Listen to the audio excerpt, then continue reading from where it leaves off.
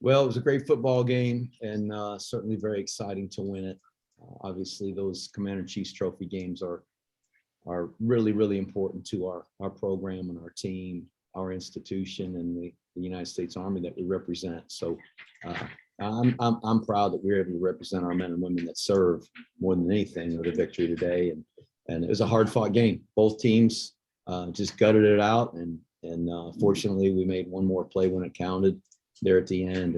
And we had some guys make some really great individual efforts. But credit the other team. They got back in the game and pushed the thing to overtime, had a 2-point conversion to do it. And our guys kept believing and found a way. And very fortunate and very, very excited to win the football game. Chris Vanini, Athletic. Yeah, Jeff, this was Army's most passing yards in a win since something like 2004 or something like that. What can you say about the passing game kind of really leading you to victory more than the running game did? Well, I wish we didn't have to throw it. We like it a lot better when we just run the ball and run our stuff and move the ball. But well, like I said, credit to them. They're doing a good job stopping us and played a hard football game. We hit some plays when we needed to. Christian Anderson did a really good job throwing the ball, and Isaiah Alston made some really good plays, getting himself open and making a catch. And we had one over there to Brandon Walters, and frankly, we kind of had hoped we'd set up the formation so that Brandon wouldn't be the guy that ran the pop route on that one, but it's a big catch. And so when we throw the ball and have to throw the ball, it's usually not a great formula for us to win, because we are a running football team and we try to control the clock and keep it away from the other team. But they were the same way. They went to the air and had a lot of success throwing it. And I think it's just a credit to both defensive coordinators and both teams, both defenses, being ready for and doing a good job of stopping the run, which is what they want to do too. And you were really excited after the game. I know I saw you hold up the sign in front of the cadets. I think between the third and fourth quarters, you went over there too. Just kind of, what was kind of your messaging going through your emotions at that time? Well, we've got almost 600 members of the United States Corps of Cadets over there that traveled from West Point to be here for the game, and we're a representation of them. When our guys play out there, that's the United States Corps of Cadets playing on the field. So they're part of our team, and I feel a great sense of connection to our student body, the United States Corps of Cadets, and so anytime I can include them and let them feel like they're important to us and they matter, I want to do that. And it was an opportune time, and I've done that before, so that wasn't anything new. Joe Iacono. Good afternoon, Coach. Joe Iacono with GoBlackKnights.com. First, let me just congratulate you on a great win today. In a game like that that's so neck and neck, so tight, there's so many key plays. You can almost say every play is critically important. But were there any one or two plays that you thought maybe really, really made the difference in that win? Oh, just trying to think off the top of my head. I thought Tyler made a great run for that first touchdown. I mean, he was bottled up and they had their hands around him, and he just powered his way and found a way to get into the end zone. That was a huge play.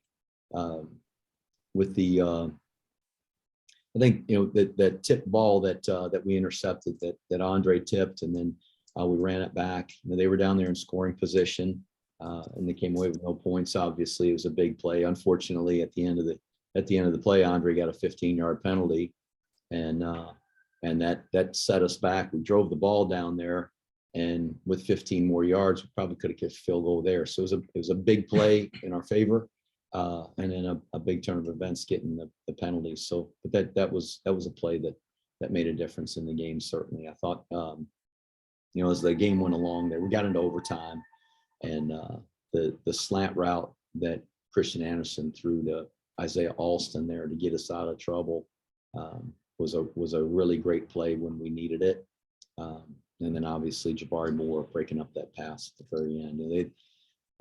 We had him sacked there in overtime, and they snapped the ball early I'm certain it was an error on their part, and Andre got so excited he took an angle, and the guy broke contain and hit a big pass out there to their right, our left, and kept the drive alive. That was a big play.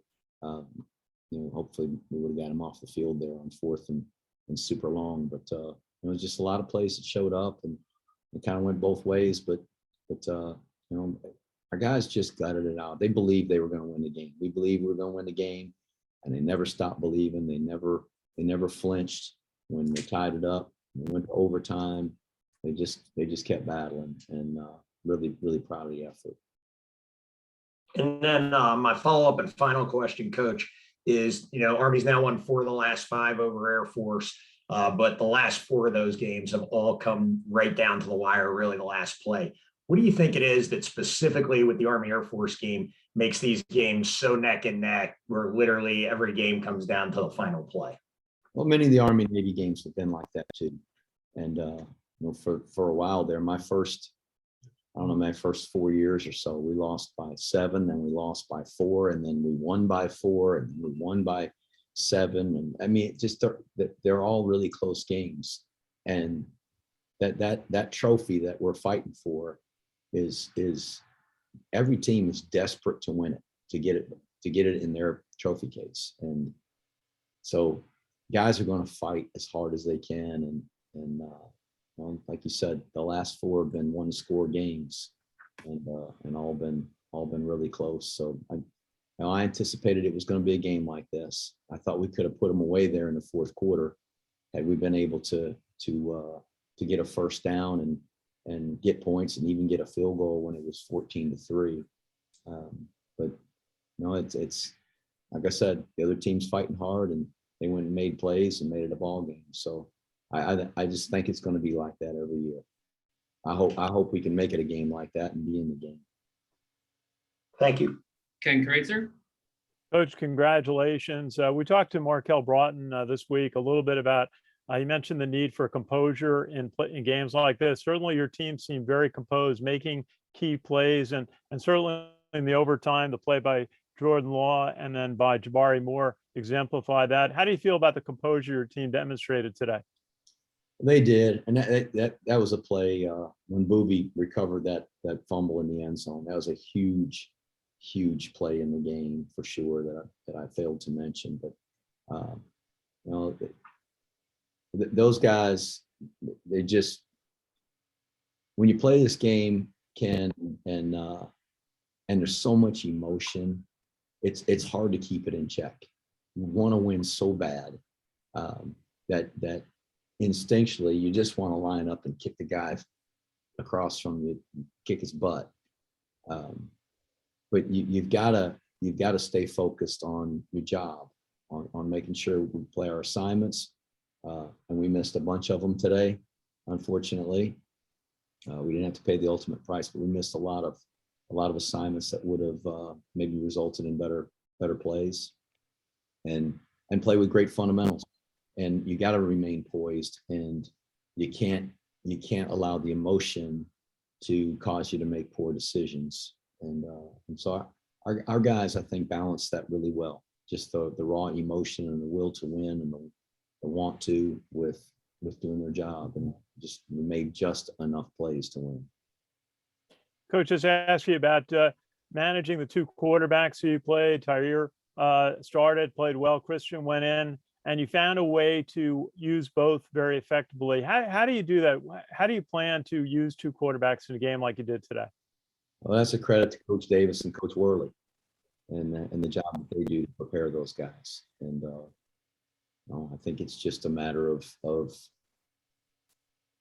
things that they do really well, and kind of thinking about maybe what's in store for that drive and what we need to do. But I think being able to play both of those guys and balance that is really good for both of them. They get some rest. They kind of get to stand over there and get their eyes on what's going on, regroup a little bit.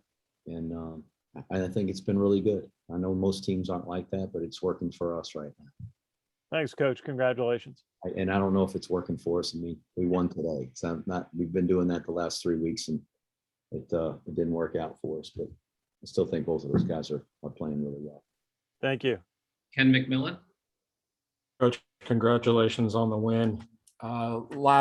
Against Wake Forest, your defense gave up scores on 10 of 11 drives. What's it like to see the defense? I know they're completely different games. So what's it like to see the defense get 7 stops out of 10 series? And on 2 of those successful series for Air Force, you limited them to field goals.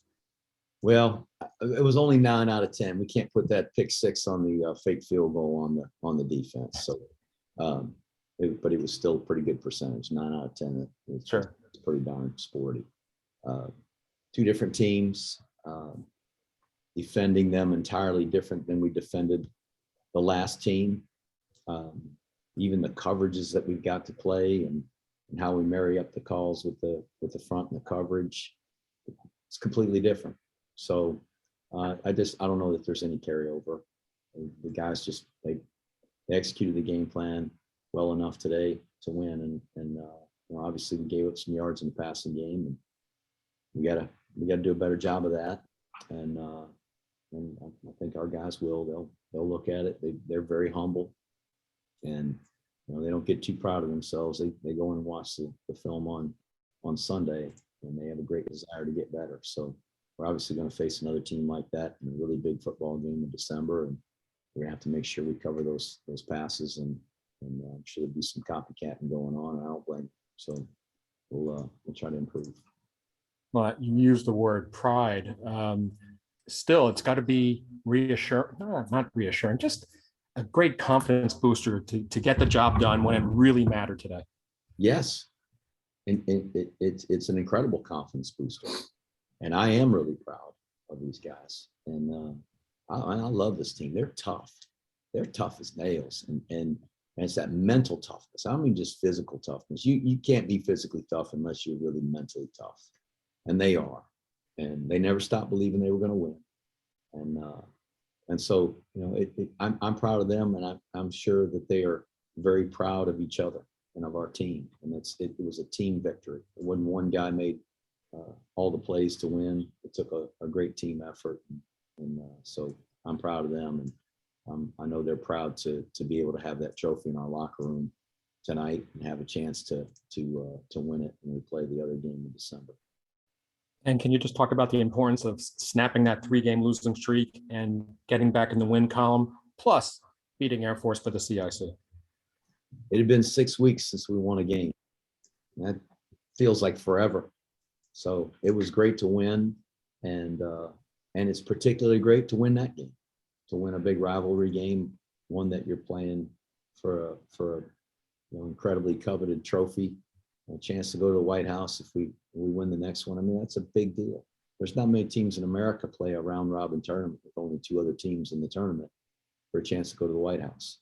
So I think it's a big deal to us, and so I'm proud of them, and they should be proud of themselves. And your quick thoughts on the Texas experience? It's a great venue, incredible experience here to be in this stadium. I said earlier in the week, I like playing at home, and I prefer to play the game at home. Unfortunately, we can't play every one of them, but it was a great experience. We'll be back down here again next year. We'll get a last few for Coach. We'll go with Sal Insertonata. Hey, Coach, I apologize if this has been asked earlier. Just Jabari Morris play to knock away that pass. Can you just, from your view on the sidelines, your emotions and the play that he made? I didn't know it was him when the ball got knocked out. I was watching the pass rush and saw the ball fly. I saw a white jersey there in our hand go in front of him. It was a great play. He denied the pass just like he's taught. He was in great position on the receiver and didn't swat at it. He just stuck his hand in there and denied the pass like you're supposed to. So great fundamentals on that play showed up, and man, it was fun to celebrate. It was fun to just see our kids rush the field and embrace each other, and just what that brotherhood means to the guys in that locker room.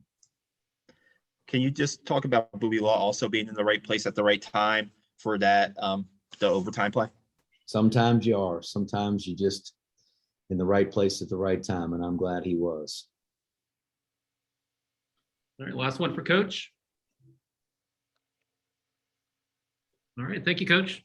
Coach, Oh, I was just going to ask one more. I was going to ask you, they interviewed General Mark Milley during the game. Did you get a chance to say hello to the chairman?